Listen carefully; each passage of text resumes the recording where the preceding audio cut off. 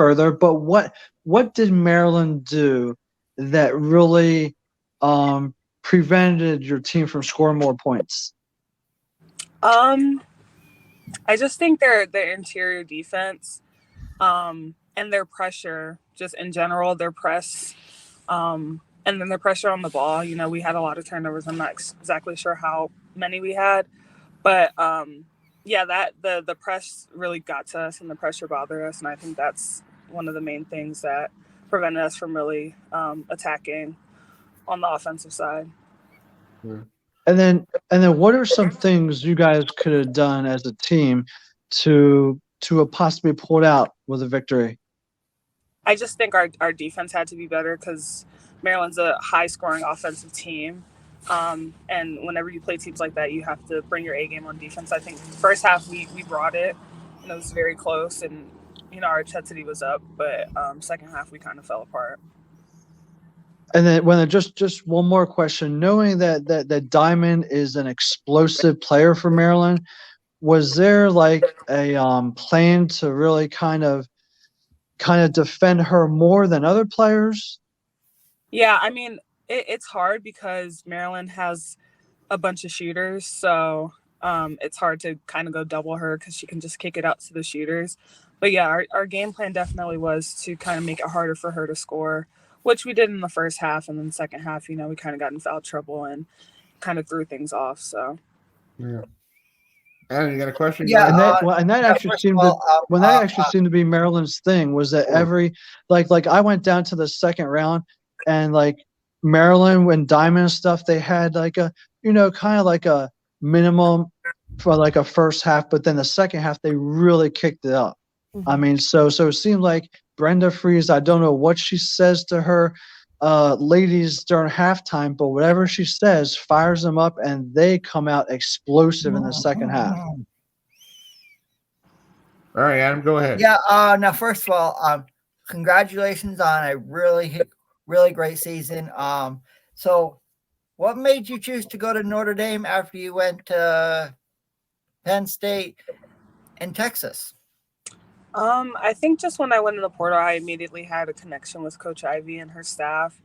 And then when I came on a visit, the girls were really welcoming, open arms, and it just seemed like the place where I wanted to finish my collegiate career. And what was your take on playing in the Bon Secure Wellness Arena in Greenville, South Carolina? Because I've actually seen Carrie Underwood play there in a concert, and that arena is a very, very nice arena down there in Greenville. So, did you enjoy playing in the Bon Secure Wellness Arena this past weekend? Yeah, I did. It was definitely bigger than where we play here in South Bend, but it was a great environment. There were a lot of fans, and I think with the NCAA condensing the regionals down to just two locations really helped with you know, the amount of fans that come out. So yeah, it was fun.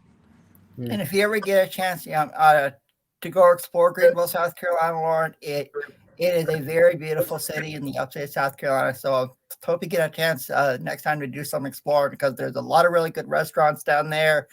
And so hopefully next time you can do some sightseeing. Well, thank you. In Greenville. Thank you. You're welcome. Well, Lauren, what are you going to do now after your basketball career? What's the future plan for you? Are you going to go into the profession, or are you going to go coaching, or go to the WNBA? Yeah, so I entered the draft. So okay. I kind of, you know, playing professionally never was my biggest dream, but thankfully I've been put in the position where I have the opportunity to.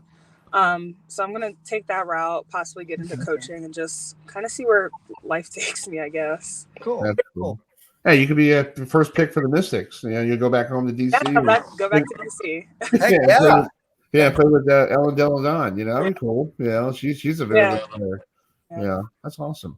Well, I appreciate you coming on tonight. I know we had some issues last week with Zoom and all that stuff. I apologize for that, and you know, and hope everything works out. And yeah, keep in touch. And if you get drafted, we'll come down and see you in DC. Well, thank you guys so much. All right, I see you. Yeah. All right, that's Lauren Elbow, who from Washington D.C. Fighting Lady Irish. Lady Irish. Yeah. Are they the Lady Irish, or this should be just called Notre Dame women's basketball, right? I think Well, they are. Lady Irish. I mean, Yeah. Okay. Because I'm thinking the only person I'm thinking about women's basketball at Notre Dame is Muff McGraw. That's all I know. Yeah. Yeah. Muff was the signature, like Coach K. You know. And, yeah. Oh, that's Muffet McGraw. She was very nice. Matt and I met her a couple times down in Greensboro, and she was yes, we did. Matt had a great conversation with her afterwards. I was like, cool. I'm talking to players, and he's out there talking to the coach, having exchanging recipes, Yes, we were. We were having a good conversation. Yeah, she told you about the best dining spot in Greensboro. Yep. I will say there's a lot of good. There's a lot of good places to eat in Greensboro. So, North Carolina. One thing North Carolinians are known for is our barbecue. So there's a lot of really good barbecue restaurants in the eastern part of North Carolina, as well as here in the mountains. So I can vouch for that. That's cool. That's awesome. 7:55 here on the program on a beautiful Tuesday here in the Baltimore metro area, or down in good old Asheville, North Carolina. Hopefully you're having a great week. I know Tuesday we got done last watching women's basketball. South Carolina taking on Maryland, and I really think Brandon Freeze, she needs to go get some big ladies. Yeah. I think they were dominating the first quarter, and then there was a controversial call that I don't know if anybody saw this. It was a very controversial call. Let's go to the. Let me bring it up here if I have it on. Yeah, I do have it. Hold on a second here. Did I download it? I think I did. Hold on. Anyway. Controversial call, but like we say all the time, why do you let the refs ruin your game? Oh, that's true. Yeah. Why do you let the refs run your ball game? So let me download this real quick. Okay, here's the let me pull this up. Yeah, we'll talk to Brent Dickerson from the Ed Black Courts Awards in a few minutes here. All right, so let's bring this up. You make the call here, Matt and Adam. All right, let's play. This is a very short clip I found on YouTube. Okay, so this is from last night, second quarter between South Carolina and Maryland. Here it is.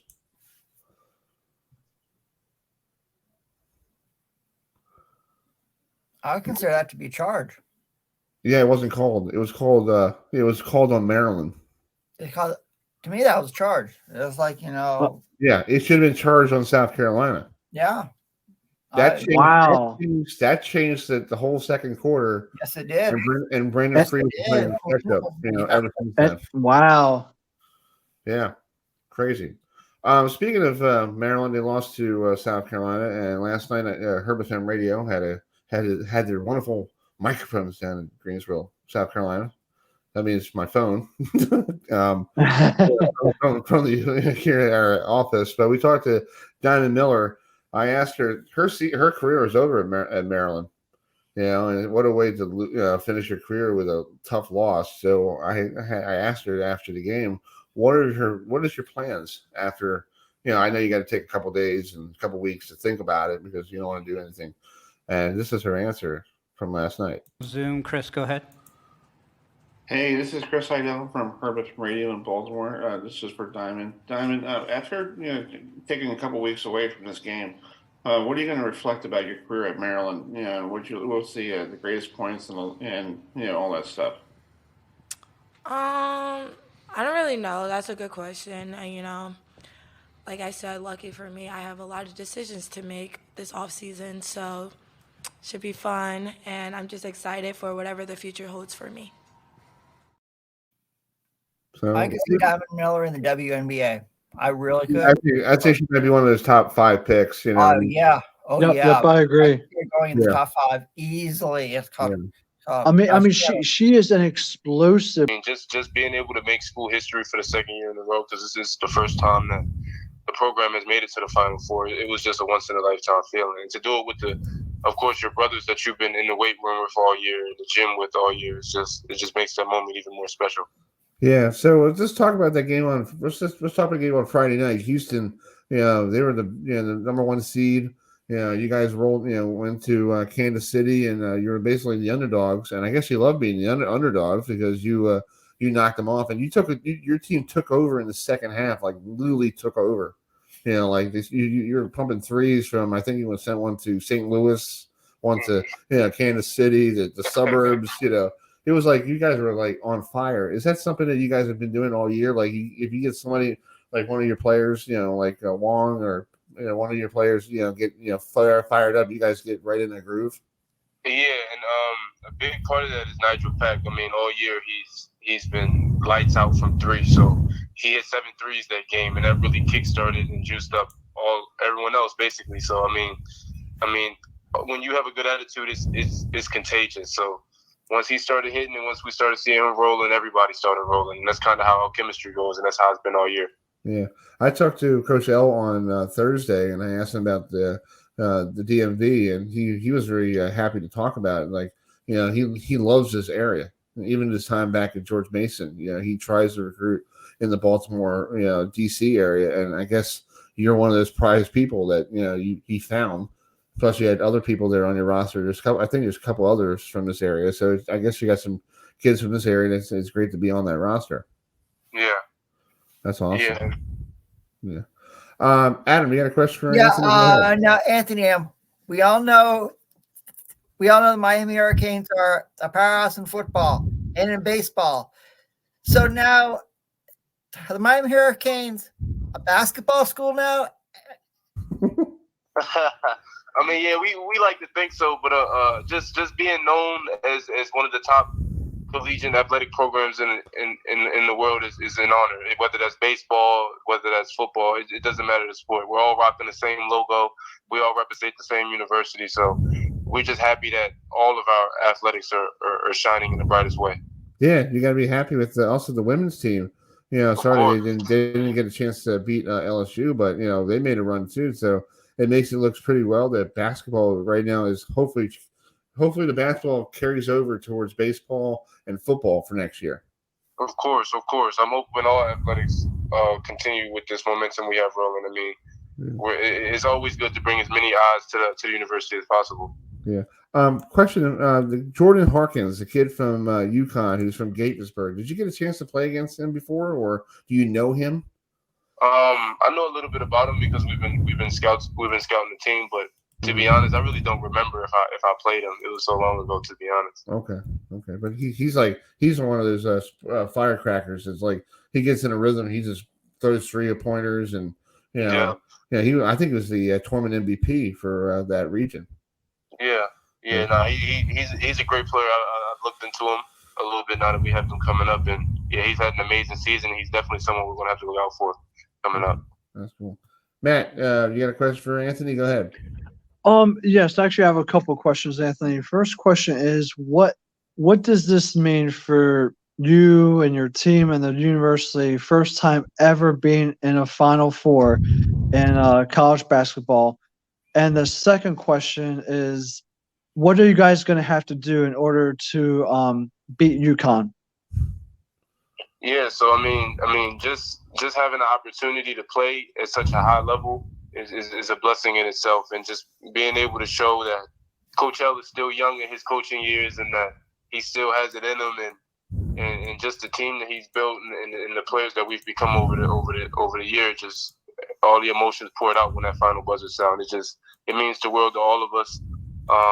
Everyone's playing well, and we're on a roll right now, so we just hope to keep that going. And for your second question, to be UConn, I think my answer is the same. We just gotta play Miami basketball. We gotta continue to trust each other. We gotta continue to trust the coaching staff and the game plan that he has put out for us, and just come out and play as hard and as good as we can. And whatever outcome comes that night is the outcome we can live with. Yeah.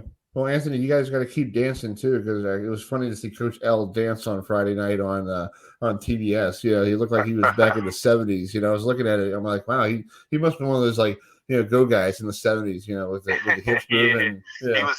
he's singing the lyrics to the song too. He went to go back and get his phone so he can pick his song. It was a good time. Yeah, I think it was Commodores, and I think it's Commodores with, I don't know the name of the song, but it's the Commodores. So hey, play anything, play Brick House, play once tries 3 times a lady. No, that's the wrong one for the day. Just have fun. Yeah. Definitely got some moves for everything. Trust me. Yeah, maybe you guys, when you beat UConn, have like a dance party in the locker room, and have Charles Barkley come in and see how he dances. That would be a bad idea. Yeah, we'll see that. Well, Anthony, it's great to have you on, and I know you're probably excited that you're representing Baltimore County and Perry Hall, Maryland, and all that stuff, and hopefully the folks here in Maryland should be appreciative of what you did. You're a bench player, but you come on and you help out. And you took Miami to the Final Four, and it's all good.